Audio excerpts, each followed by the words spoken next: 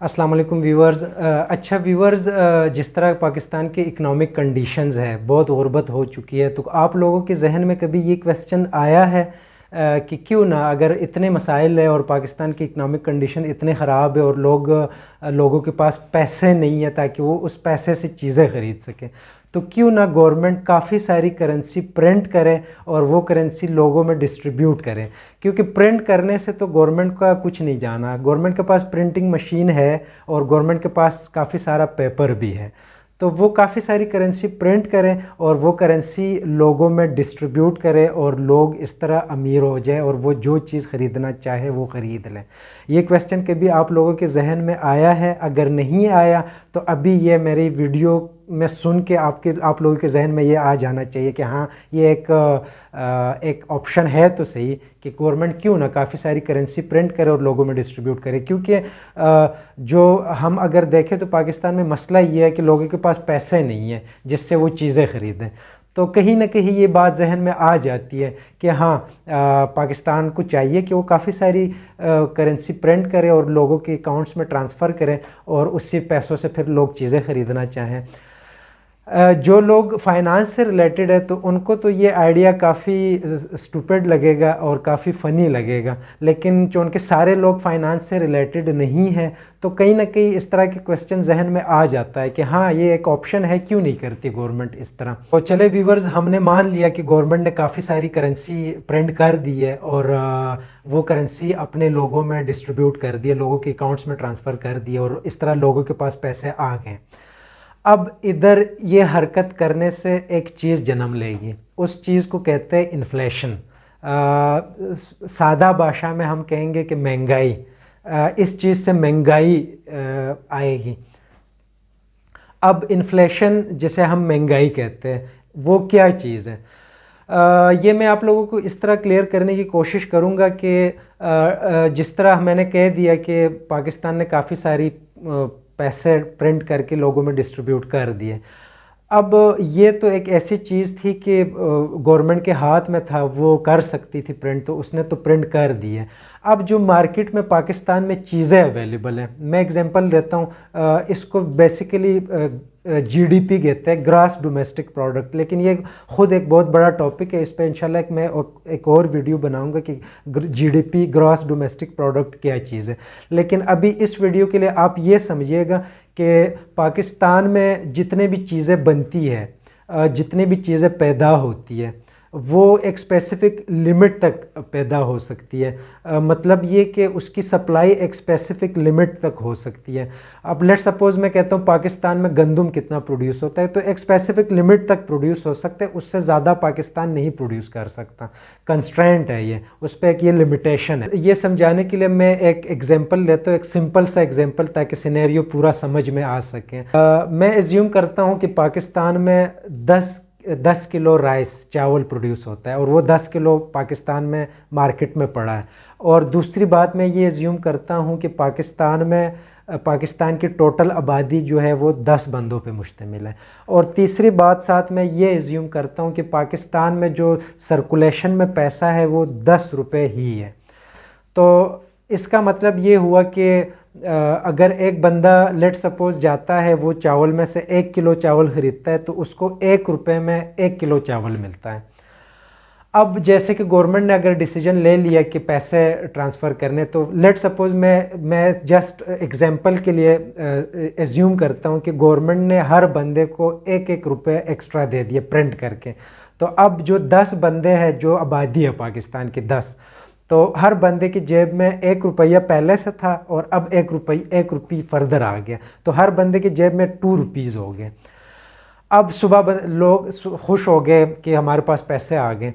अब जब मार्केट में लोग जाएंगे चावल ख़रीदने, मैं चावल का एग्जांपल इस तरह दे रहा हूँ कि काफ़ी सारी चीज़ें हैं, मतलब काफ़ी सारी कमोडिटीज़ है, उसमें काफ़ी हज़ार चीज़ें आ जाती है, उसमें गाड़ियाँ आ जाती है, उसमें खाने पीने के अशिया आ जाते हैं, उसमें दूसरे यूज़ करने की चीज़ें आ जाते हैं, सर्विसेज आ जाते हैं, प्रोडक्शन जो कंपनीज प्रोड्यूस करती है उस तरह की चीज़ें आ जाती हैं। लेकिन मैं जस्ट आसानी के लिए एज्यूम करता हूँ कि पाकिस्तान सिर्फ एक ही चीज़ प्रोड्यूस करता है और चावल, वो 10 केजी चावल।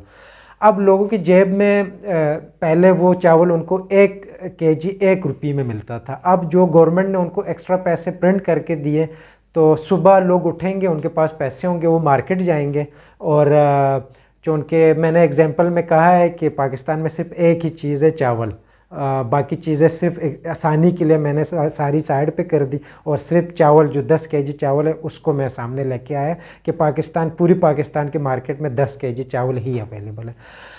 अब जब लोग सुबह उठेंगे और उस शॉप के पास जाएंगे जिधर वो 10 kg चावल पड़े हैं, पहले 1 रुपया में मिलते थे, अब जैसे ही उसका डिमांड बढ़ेगा। डिमांड क्यों बढ़ेगा? डिमांड इसलिए बढ़ेगा कि लोगों के पास पैसे आ गए और वो जो चावल है उसकी सप्लाई जो है वो तो सप्लाई तो कांस्टेंट है, वो तो बढ़ नहीं सकती, और लोगों के पास दूसरी साइड पे पैसे बढ़ गए। जब इंसान के पास पैसा आता है तो वो उसको कंज्यूम करता है, उसको वो खर्च करते हैं, उस पर वो अपने ज़रूरियात की चीज़ें लेता है, जो भी उसको ज़रूरत है वो चीज़ वो उस पर ले लेता है। तो इस हमारे एग्जाम्पल में भी जब उसके पास पैसा आ गया तो लोग मार्केट में चले गए और उसी शॉप के पास चले गए, तो हम एज्यूम करते कि वो जब उसके पास लोगों का कतार लग गया तो उसको पता चल गया कि मेरे पास तो चावल है 10 kg, और लोग 10 लोग, जो पाकिस्तान की पूरी आबादी है, वो सबको चाहिए चावल। अच्छा, तो इन्फ्लेशन कैसे इससे बढ़ेगा? इन्फ्लेशन इस तरह बढ़ेगा कि वो 10 kg का चावल जो मार्केट में पड़ा है वो आपको अभी 1 रुपये में नहीं मिलेगा, क्योंकि लोग पहले लोग वो 10 kg चावल जो बाज़ार में पड़ा था वो नहीं ख़रीदते थे, अपनी मर्ज़ी से जितना ख़रीद सकते थे उतना ख़रीदते थे। अब लोगों के पास पैसा आ गया, लोगों का परचेज़ पावर बढ़ गया, तो वो लोग जाएंगे और वो बल्क में चीज़ ख़रीदेंगे। जब वो ख़रीदेंगे तो वो शॉप वाला ये सोचेगा कि क्यों ना मैं इसकी प्राइस बढ़ा दूं, तो वो 1 रुपये के बजाय 2 रुपये कर देगा, क्योंकि उसकी सप्लाई पीछे से कम है और डिमांड उसकी ज़्यादा है। तो जब चीज़ की डिमांड बढ़ती है, नॉर्मली हमने देखा होगा, एक और एग्जांपल मेरे जहन में आ रहा है, टमाटर। ये नॉर्मली हमारे मार्केट में इसकी वेरिएशन लोगों को ज़्यादा इसका पता होगा कि टमाटर कभी कभार मार्केट में बहुत महंगा हो जाता है और कभी कभार इतना सस्ता हो जाता है कि कोई लेता ही नहीं है। उसके पीछे यही होता है कि डिमांड और सप्लाई। जब सस्ता होता है तो सस्ता इसलिए होता है कि एट अ टाइम मार्केट में इतनी ज़्यादा उसकी सप्लाई आ जाती है कि बढ़ जाता है, यूज़ से भी ज़्यादा आ जाता है, तो लोग फिर उसको नहीं ख़रीदते। तो उसकी वजह से जब नहीं ख़रीदते लोग तो उसका रेट नीचे जाना शुरू हो जाता है। तो व्यूवर्स, इस तरह लोगों को फिर वो चावल, 1 किलो चावल जो है वो 2 रुपये में मिलना शुरू हो जाएगा, तो उससे कोई फ़र्क नहीं पड़ा। पहले मार्केट में 1 रुपये एक बंदे के पास अवेलेबल था और उस 1 रुपये पे 1 kg राइस मिलता था। अब 2 रुपये अवेलेबल है तो उसको राइस भी 2 रुपये में मिल रहा है, तो इससे कोई फ़र्क नहीं पड़ा। तो इसका मतलब ये हो गया कि उस करेंसी का अपना कोई वैल्यू नहीं, उसको वैल्यू चीज़ों की वजह से, अशिया की वजह से उसको वैल्यू दी जाती है, हम उसको वैल्यू देते हैं, क्योंकि उस पर हम जो चीज़ें ख़रीदते हैं उन चीज़ों का वैल्यू है बेसिकली। अगर मैं एग्जांपल से क्लियर करना चाहूँ तो लेट सपोज़ एक बंदे के पास 1 अरब रुपीज़ है, लेकिन वो बंदा चाँद पे है, तो चाँद पे तो कोई अशिया नहीं है, तो वो 1 अरब रुपीज़ की कोई वैल्यू नहीं है, वो कागज़ के टुकड़े ही है। तो लोगों की जेब में पैसे आ गए, अब लोग क्या करेंगे? लोग मार्केट्स का रुख करेंगे, लोग चीज़ें ख़रीदेंगे। अब लोगों के पास पैसे तो ज़्यादा हो गए, लेकिन जो अशिया है, जो कमोडिटीज़ है मार्केट में, वो तो कांस्टेंट है, वो तो पहले जितने थे अभी भी उतने ही हैं। हमने तो ऐसी कोई एक्टिविटीज़ नहीं की है जिसकी वजह से वो चीज़ें हम बढ़ा सकें, वो तो अपनी जगह पे हैं। अब होगा क्या? होगा ये कि लोग जब मार्केट जाएंगे, चीज़ें ख़रीदेंगे उस एक्स्ट्रा पैसों से जो उनको मुफ्त में, फ्री में मिले हुए हैं, उससे चीज़ें ख़रीदेंगे। तो वो चीज़ें, लेट सपोज़ वो शॉप पे जाएंगे, अब मार्केट्स में वो सारी चीज़ें कांस्टेंट है, तो उस वजह से उसकी वैल्यू बढ़ेगी। तो सप्लाई और डिमांड की बात आ जाती है, सप्लाई कांस्टेंट है और डिमांड बढ़ गए हैं, तो डिमांड बढ़ने की वजह से चीज़ें बहुत ज़्यादा बढ़ जाएंगी, उनकी प्राइसेस बढ़ जाएंगी, और उसको कहते हैं हाइपर इन्फ्लेशन। कंट्री में हाइपर इन्फ्लेशन आ जाएगा और बहुत सारे पैसे दे के चीज़ आपको मिलेगी। व्यूवर्स इधर एक बात मज़ीद मैं ऐड करना चाहूँगा, जो करेंसी नोट है उसकी अपनी इंट्रिंसिक वैल्यू कोई नहीं है। अगर मैं ये कहूँ तो यह बात गलत नहीं होगी कि पाकिस्तान के जो 5000 रुपीज़ का नोट है उस पर प्रिंट करने में और उसके जो इंट्रिंसिक वैल्यू जो उस पर कॉस्ट आई होगी वो 10 रुपये भी नहीं आई होगी। तो चले व्यूवर्स, हम एज्यूम करते हैं कि पाकिस्तान ने काफ़ी सारी करेंसी प्रिंट कर दी है और लोगों में डिस्ट्रीब्यूट कर दी है। अब लोग क्या करेंगे, लोग अपनी पसंद की चीज़ें मार्केट्स का रुख करेंगे और अपनी पसंद की चीज़ें ख़रीदेंगे।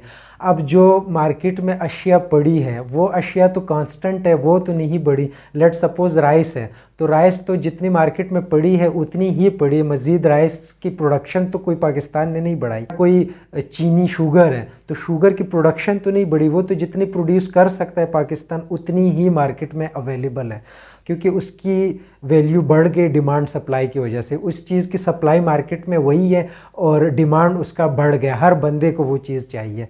तो अशिया की प्राइसेस आसमान से बातें करना शुरू कर देंगे और मुल्क में हाइपर इन्फ्लेशन आ जाएगा। व्यूअर्स, इसका मतलब ये हो गया कि करेंसी प्रिंट करने से मसला हल नहीं होगा।